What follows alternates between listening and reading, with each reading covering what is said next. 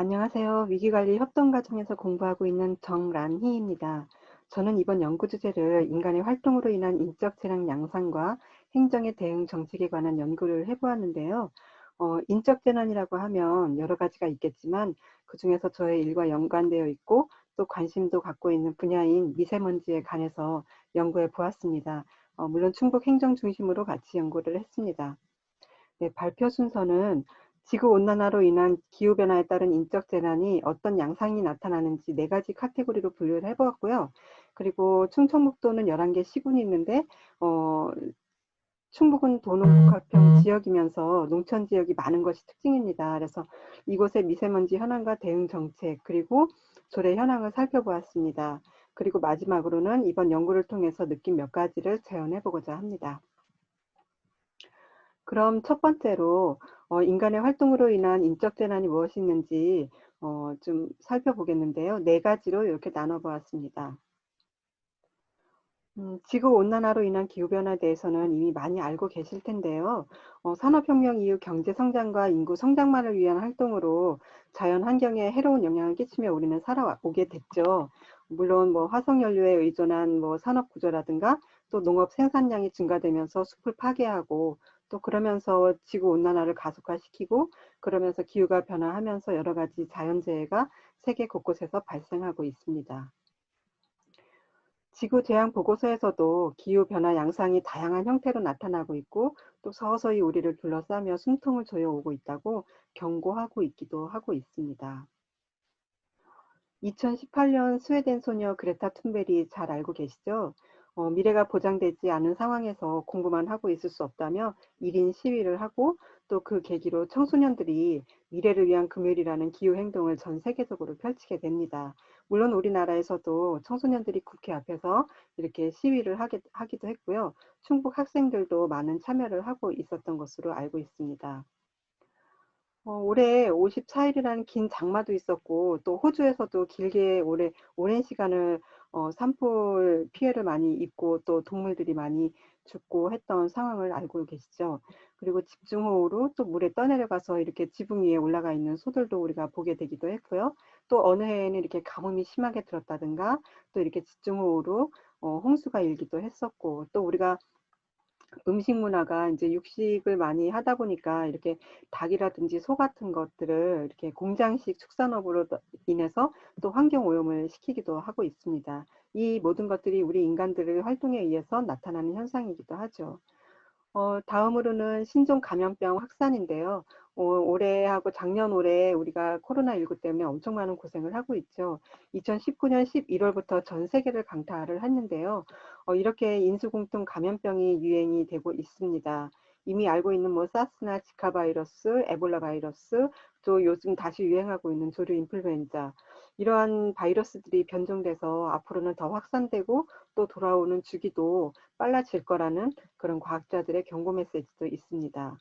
이런 환경 감염병은 자연 개발로 인해서 우리가 무분별하게 개발도 하고 또 생태계를 파괴시키면서 야생동물 서식처를 우리가 접촉을 하게 되죠. 그러면서 야생동물들에게 있는 바이러스를 우리가 접촉이 돼서 이제 이렇게 감염병이 생기게 되기도 하고 또 지구가 따뜻해지면서 아열대 기후로 변하게 되는 지역이 많아지게 됩니다. 그래서 모기나 진드기 같은 질병 매개체가 증가하는가 하면 또 빈곤층의 열악한 위생 상태들이 또 이런 바이러스를 또 감염시키게 되기도 하고 그러면서 인간의 면역 기능들이 많이 약화가 돼서 바이러스에 많이 취약하게 됩니다.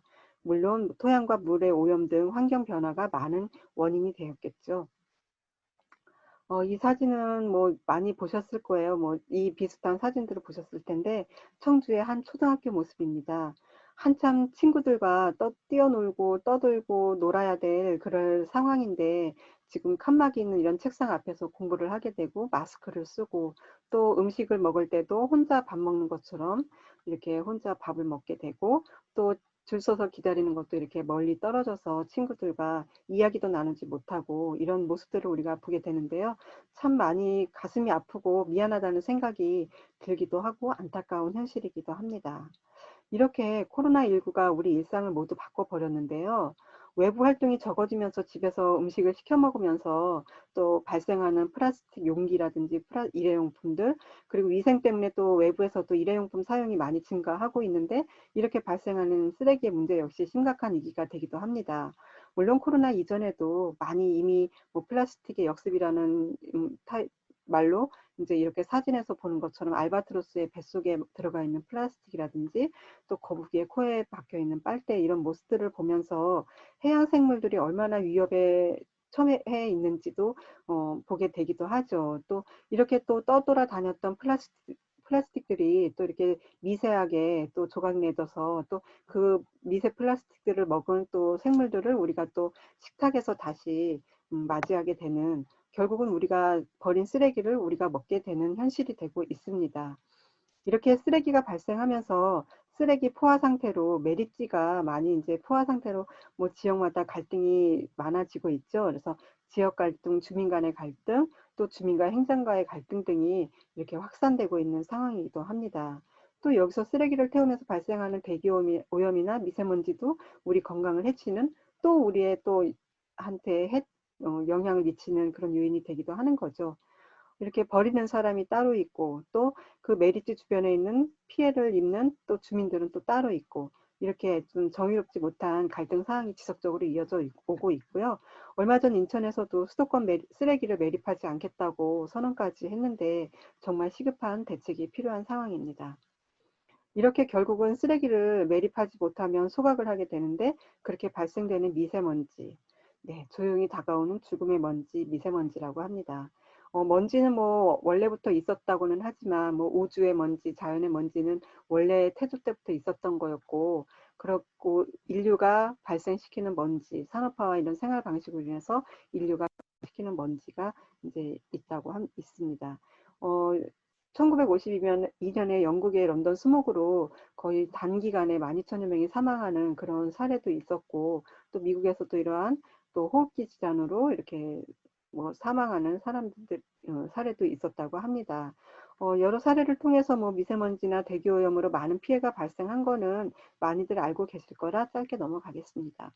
물론 우리나라에서도 1970년대 후반에 경상북도 온산공업단지에서 대기오염으로 인한 온센병이 발생하면서 또 별다른 대책과 책임에 대한 아무런 조치도 없이 그냥 피해 주민들만 이주시키는 것으로 마무리된 이런 사건도 있었다고 합니다. 대기오염 피해는 먼 나라 이야기가 아니라는 얘기죠.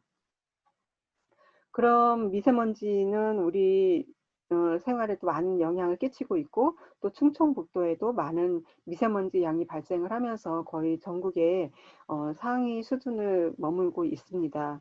그런 이유로 또 2019년도에는 미세먼지를 사회 재난으로 포함해서 국가 재난의 지위를 갖게 되기도 했는데요. 제가 살고 있는 충북 미세먼지 농도를 보면 거의 상위 수준이라고도 말씀을 드렸고, 또 있는데 지금 뭐 보시면 이렇게 뭐 PM2.5라든지 황산화물, 그리고 질소산화물 같은 경우는 수치가 아주 높게 나타나는 현상을 볼 수가 있습니다. 그리고 휘발성 유기 화합물도 많은 수치를 나타내고 있는데요. 대부분 제조업 연소에서 이렇게 많이 발생하고, 또 도로 이동 오염은 우리가 자동차 운전하고 수송해서 이렇게 많은 양이 발생을 하는 거고요. 또 생물성 연소는 농촌 지역이 저희가 충북이 많다 보니까 또 이렇게 휘발성 유기물질들이 많이 발생하고 있는 상황입니다. 네, 이거는 이제 전국 통계인데요. 뭐 미세먼지 배출량이라든지 뭐 휘발성 유기 화합물이 많이 발생하고 있는 상황입니다. 배출 현황을 보면 거의 제조업에서도 이제 PM10이라든지 PM2.5가 많이 발생을 하고 있고요. 생물성 연소하고 도로 이동 오염원에서는 질소 산화물이 많이 발생을 하고 있습니다. 물론 역시 여기서도 휘발성 유기물질이 제조업 연소에서 많이 발생을 하고 있고, 또 황산화 물질마저 그것도 뭐 제조업 연소에서 또 도로 이동 오염원에서 많이 발생을 하고 있습니다. 세 가지 물질을 중점적으로 보면 PM2.5가 이제 초미세먼지인데, 생물성 연소 중 농업 잔재물 소각하면서 나타나는 현상이 많은데, 농촌 지역이 많다 보니까 이제 농사 짓고 난 잔재물들을 그냥 태우고 많은 그런 상황이 되다 보니까 이러한 현상들이 더 많이 나타나고 있고요. 황산화 물질 같은 경우는 저희 충북이 지금 산업단지가 참 많은 것이 전국 거의 뭐 1위 수준으로 지금 산업단지가 조성이 되고 있는데, 그 중에서도 이제 석탄 사용 시설에서도 또 제조업 연소 중에 황산화 물질이 많이 배출이 되고 있고, 질소 산화물 같은 경우도 북부 지역 같은 경우는 지금 시멘트 생산 시설이 큰 규모로다가 4개사가 운영이 되고 있습니다. 그래서 여기서도 질소 산화물이 많이 배출되고 있는 것으로 나타나고 있습니다. 시 군별 오염물질 배출량을 보면 뭐 PM5.5는 지금 청주시에 산업단지가 많다 보니까 아무래도 미세먼지가 많이 발생을 하고, 지금 중점적으로 봐야 될 게 단양군이 조금 좀 부피가 좀 이 양이 크게 나타나고 있잖아요. 여기가 지금 시멘트 제조업이라든지 그런 시설들이 있어서 아마 황산화 물질이라든지 질소 산화물이 많이 배출이 되고 있는 것이 제천 지역도 마찬가지고요. 이렇게 나타나고 있습니다. 네, 뭐 PM2.5, 황산화 물질, 질소산화 물질, 휘발성 유기 물질이 거의 중상위권에 머물고 있는 현실입니다. 그러면 충청북도 미세먼지에 대한 대응 정책은 어떤 것들이 있는지 한번 살펴보겠습니다. 각 시군 미세먼지 저감 정책을 보면 거의 비슷한 수준으로 나타나고 있는데요. 정부의 정책을 지역에서 그냥 집행하는 정도의 수준이고, 지역별로 뭐 크게 창의적이거나 지역 특성에 맞는 정책은 찾아보기가 어려웠습니다. 그리고 근데 보면 행정 조직도를 보면 거의 어떤 곳은 안전건설구, 뭐 경제개발구 이런 곳하고 같이 배치가 돼 있어서 경제나 산업과 개발은 환경하고 조금 상충되는 부분이 그동안 참 많았었거든요. 근데 이것을 어떻게 융합을 시키느냐가 이제 관건이긴 하겠지만, 좀 앞으로는 환경과라는 것을 좀 위상을 좀 올려서 조금 되지 않나라는 생각이 듭니다. 그동안 환경가가 조금 많은 힘을 받지 못했던 상황이었는데, 이제 2050 탄소 중립도 선언하셨고, 그래서 이제 환경과에서도 해야 될 일들이 많고, 또 같은 다른 과하고도 다른 부처하고도 연계해서 해야 될 일들이 많을 거라고 생각을 합니다. 그 미세먼지 종합 대책이나 대책 수립은 지금 청주시하고 충청북도는 수립이 되어 있는 상태인데, 기타 지역에서는 아직 그 관련된 종합계획 같은 건 수립되지 않는 것으로 보이고 있고요. 조례 역시 11개 시군 중에 지금 4곳은 지금 없는 것으로 파악이 되고 있습니다. 그래서 제천시는 지금 입법 예고 중이고, 충주시는 제가 보니까 준비 중인 걸로, 의원님이 준비 중인 걸로 알고 있고요. 단양군, 영동군, 음성군이 아직 조례가 관련 조례가 없습니다. 그 단양군 같은 경우는 아까도 보셨듯이 질소산화물이나 황산화물질들이 많이 배출되는 시멘트 시설들이 많이 있고, 또 대기 상태가 많이 안 좋기 때문에 빨리 좀 마련이 돼야 되지 않나라는 생각을 좀 해보게 됐습니다. 마지막으로 미세먼지 저감에 대해서, 요 미세먼지 관련돼서 좀 이렇게 각 시군 현황을 살펴보니까 조금 몇 가지 좀 제안을 해보고 싶은 것들이 있습니다. 일단 대부분의 조례에는 단체장의 권한이 좀 약해 보이기는 하는데요. 가령 뭐 차량 운행 제한 조치를 이제 고농도 시기에는 좀 발생할 때는 제한 조치를 하게 되는데, 이 조치는 광역 단체장한테 권한이 있습니다. 근데 지역에 따라서 고농도 발생이 좀 다르게 나타날 수도 있어서 기초 단체장에게 권한을 위임해서 즉각 조치할 수 있도록 해야 한다는 판단이 들고요.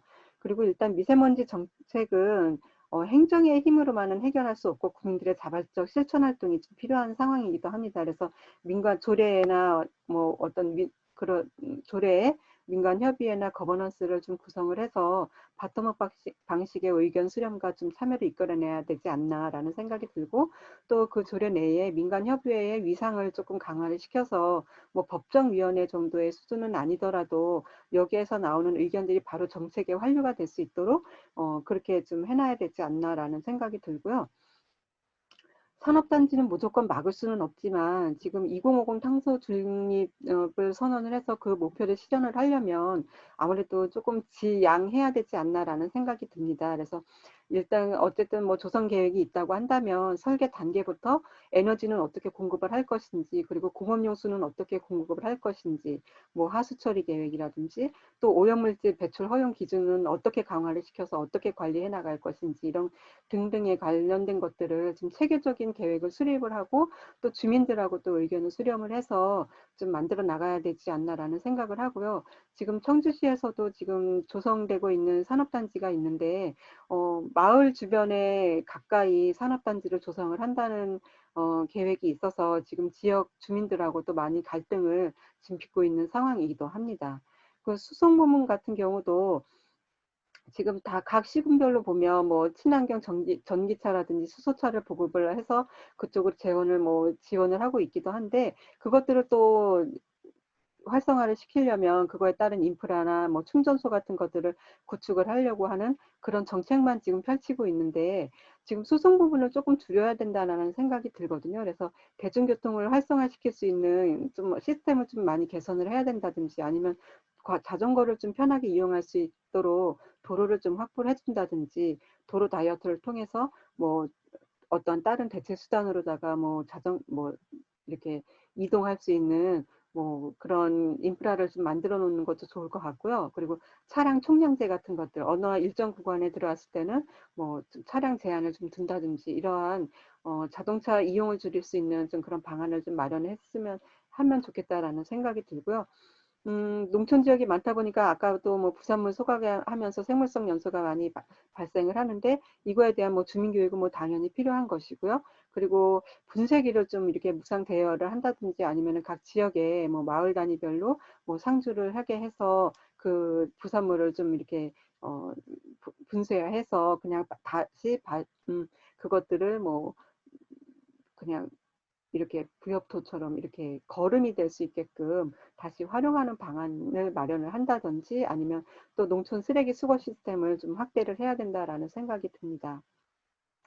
이렇게 미세먼지는 다양한 발생원으로부터 발생을 하기 때문에 여러 부처가 같이 통합 관리해야 될 필요성이 있거든요. 그래서 뭐 교통 부문, 뭐 에너지 부문, 수송 부문, 또 뭐 생활 부문, 뭐 여러 가지 부처가 같이 협업을 해야 되는 상황인 거고 일단은 이 대통령이 발표한 선언한 탄소 중립 선언을 목표를 실현하기 위해서는 총력을 다해야 돼. 다하지 않으면 이거는 목표는 실현하기가 어렵다는 많은 이야기들이 오고 가고 있습니다. 그래서 그런 거는 조금 더 세심하게 좀 같이 해야 되겠다라는 생각이 들고요. 그리고 조례나 어떠한 제도나 이런 거를 만들 때 조금 효율적으로 만들어서 불필요한 행정력이 낭비되지 않도록 최소화시킬 수 있도록 하고 또 민간에서 영역에서 할 수 있는 민간에서 좀 맡아서 할 수 있게끔 하고 그래서 좀 분산화시키는 것도 그런 거에서는 조금 위임을 준다든지 그런 민간 협의회를 통해서 같이 협업을 할 수 있는 그런 시스템을 좀 마련하는 것도 좋을 거라는 생각이 듭니다. 그리고 이런 것들은 모두가 다 시민들이 같이 자발적으로 참여하지 않으면 미세먼지를 저감하는 데는 많은 어려움이 있기 때문에 시민 의식 인식 전환을 위한 지속적인 교육이나 홍보가 필요하다고 봅니다. 작년에 문재인 대통령이 기후행동정상회의에서 세계 푸른 하늘의 날을 제정하자고 제안을 했고 또 유엔 총회에서도 9월 7일을 미세먼지 없는 파른 하늘의 날을 좀 제정해서 우리 한번 그 날을만이라도 좀 미세먼지에 대한 고민을 해보자라는 의미로 지정을 하게 됐습니다. 코로나와 같이 이런 위기 상황들을 우리가 지금 아이들에게 미래 세대에게 많이 물려주고 있는데요. 이러한 다양한 다중위기 상황을 더 이상은 이제 미래 세대에게 물려주어서는 안 된다는 생각을 해봅니다. 이번 연구를 통해서. 네. 그래서 이상 위기관리 협동과정 정란이 발표를 마치겠습니다. 감사합니다.